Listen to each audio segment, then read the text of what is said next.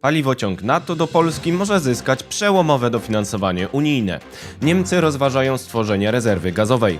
Ciąg dalszy implozji naftowej w Rosji przynosi falę bankructw i zagraża wydobyciu.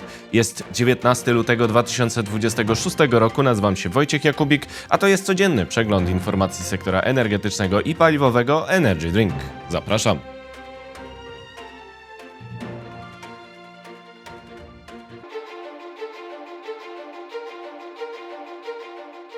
Partnerem kanału Energy Drink jest Orlen.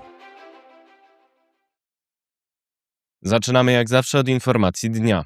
Fiasko rozmów pokojowych w cieniu następnego etapu implozji naftowej Rosji.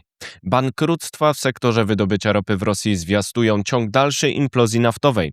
Sankcje podkopały fundamenty naftowe budżetu rosyjskiego. Mimo to Kreml nie ustępuje, doprowadzając do fiaska negocjacji pokojowych w Genewie. Komersant informuje o bankructwach małych producentów ropy w Rosji.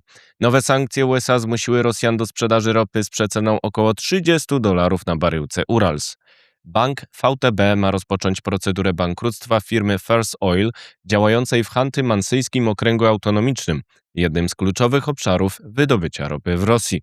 Powód to 6 miliardów rubli długu, których ta firma nie jest w stanie spłacić. Posiada szereg pól wydobywczych z zasobami obliczonymi na 14 milionów ton i wydobyciem 500 tysięcy ton rocznie. Według komersanta nowe sankcje USA zmusiły podmioty jak First Oil do oferowania przeceny sięgającej $30 na baryłce Urals. Amerykanie wprowadzili restrykcje wobec Rosnieftu oraz Łukoila w październiku 2025 roku. Poszukiwanie klientów jest coraz trudniejsze, bo sankcje odstraszają część kupców w Indiach oraz Chinach. Sankcje zmniejszają popyt na ropę firm eksportujących surowiec za granicę Rosji, a tym samym spada zapotrzebowanie na skup baryłek wydobytych w kraju. Oprócz First Oil procedury bankructwa ruszyły w Jangpur Neftnaja Kompania i Astrachań Neftnaja Kompania. Rosstat szacuje, że w okresie styczeń-listopad 2025 roku firmy wydobywające węglowodory w Rosji straciły 575 miliardów rubli. Firmy, które utrzymały rentowność i nie zgłaszają bankructwa, mają przychody ograniczone o ponad połowę, do 3 bilionów rubli w ostatnich 11 miesiącach zeszłego roku.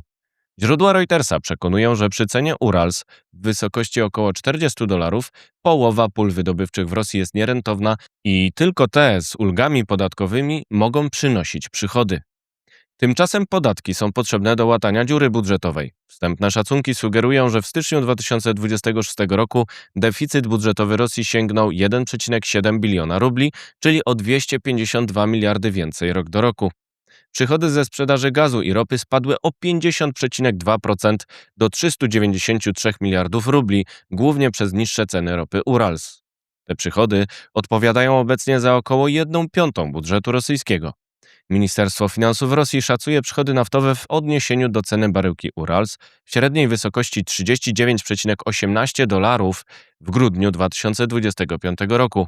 To spadek ceny o 38% rok do roku do poziomu znacznie poniżej $59 zapisanych w budżecie na 2026 rok. Trwa proces, który można nazwać implozją naftową.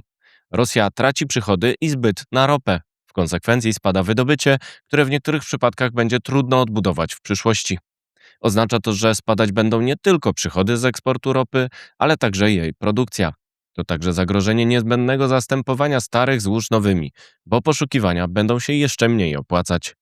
Rosjanie będą musieli w coraz większym stopniu finansować inwazję na Ukrainie innymi środkami, jak podwyżka podatku VAT oraz innych danin. Z tego względu dalszy wzrost presji Zachodu z użyciem sankcji w połączeniu z dodatkowym wsparciem Ukrainy mogą skłonić Rosjan do ustępstw w rozmowach pokojowych. Druga runda negocjacji przeprowadzona przez USA, Ukrainę i Rosję w Genewie w dniach 17 i 18 lutego nie przyniosła rozstrzygnięć. Media informują o braku elastyczności polityków rosyjskich, których celem wciąż pozostaje podbój całej Ukrainy. Kolejne narzędzie presji na Kreml jest w drodze. Amerykanie przygotowali nową propozycję sankcji pod nazwą DROP Act, czyli Decreasing Russian Oil Profits Act. Ponadpartyjny projekt ustawy zakłada objęcie sankcjami wszystkich podmiotów biorących udział w handlu ropą Rosji.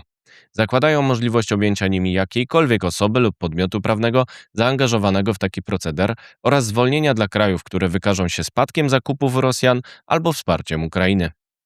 Unia Europejska ma przyjąć 20. pakiet sankcji w 4. rocznicę inwazji Rosji na Ukrainę.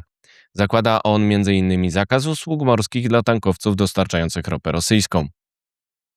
Czas na pozostałe wieści, na początek z Polski. Atom wygrywa. Najwyższy Sąd Administracyjny utrzymał w mocy postanowienie Wojewódzkiego Sądu Administracyjnego o odmowie wstrzymania wykonalności decyzji środowiskowej w sprawie atomu na Pomorzu, a więcej na stronie energydrink.today. Pomoc energochłonnym. Szybka obniżka opłaty jakościowej dla wybranych 5 firm wywołała niezadowolenie przemysłu energochłonnego. Ministerstwo Energii przedstawi plan poszerzenia grupy przedsiębiorców objętych wsparciem, a więcej także na stronie energydrink.today. Paliwociąg unijny. Pełnomocnik rządu do spraw strategicznej infrastruktury energetycznej Wojciech Wrochna ujawnił w Sejmie, że Polska stara się o dofinansowanie projektu paliwociągu NATO ze środków Connecting Europe Facility, który dofinansował np. Gazoport i Baltic Pipe, a więcej na stronie energydrink.today. Odpis węglowy. Kopalnia Bogdanka dokona odpisu aktualizującego bilansową wartość aktywów trwałych w wysokości 522 milionów złotych. Powodem jest perspektywa spadku zapotrzebowania na węgiel w wyniku odchodzenia od niego w energetyce w Polsce. Teraz wieści z Europy. Rezerwa gazowa. Niemcy rozważają uruchomienie rezerwy strategicznej gazu, która dawałaby bufor obniżający koszty magazynowania zapasów zgodnie z przepisami unijnymi wprowadzonymi na wzór przepisów z Polski czy Francji. Więcej na ten temat na stronie energydrink.today. Grinch na wolności. Francja uwolniła tankowiec Grinch zajęty w styczniu przez marynarkę wojenną z powodu transportowania ropy z Rosji objętej sankcjami. Została na niego nałożona wielomilionowa kara. Jest częścią tzw. floty widmo, służącej do omijania restrykcji Zachodu. Włosi mają pomysł. Rząd w Rzymie planuje rekompensować koszty uprawnień do emisji CO2 w elektrowniach gazowych. Ustalają one zwykle cenę krańcową na rynku hurtowym energii, więc reforma ma dać obniżkę cen na rachunkach, w tym dla przemysłu energochłonnego. Klienci Rosji szantażują. Słowacja rozważa zatrzymanie dostaw energii, a Węgry dostaw diesla na Ukrainę w odpowiedzi na usterkę ropociągu Przyjaźń wywołaną atakiem Rosji. Dostawy rosyjskiej ropy nie zostały wciąż przywrócone. Jest zaś alternatywa nierosyjska w Chorwacji dostępna od ręki. Jeszcze wieści ze świata. Abordaż w Indiach. Według Wall Street Journal Indie zatrzymały 3 tankowce szmuglujące irańską ropę i znajdujące się na liście sankcji USA. Nie importują ropy z Iranu. Jeśli zdecydują się na zajęcie tankowców rosyjskich, będzie to sygnał o gotowości do dalszej obniżki zakupów w Rosji. Spór o klimat. USA zagroziły Międzynarodowej Agencji Energetycznej, że mogą opuścić jej szeregi, jeśli będzie dalej działać jak organizacja klimatyczna, o czym mówił sekretarz energii Chris Wright. Szef agencji Fatih Birol uznał, że agencja jest apolityczna i opiera swe analizy o transformacji energetycznej na danych. Tarcza energetyczna. USA i Japonia wydadzą $36 miliardów na inwestycje w zmniejszenie zależności w energetyce od Chin. Chodzi o inwestycje w terminal LNG w Teksasie, nową elektrownię gazową w Ohio, a także inne inwestycje w sektorze gazu, ropy oraz surowców krytycznych. Presja czy przygotowanie?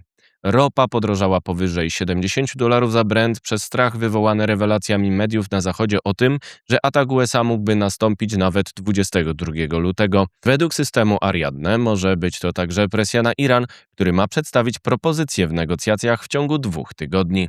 To wszystko w materiałach przygotowanych dzisiaj, następne oczywiście już jutro, więc zapraszam Państwa serdecznie. Do zobaczenia, do usłyszenia.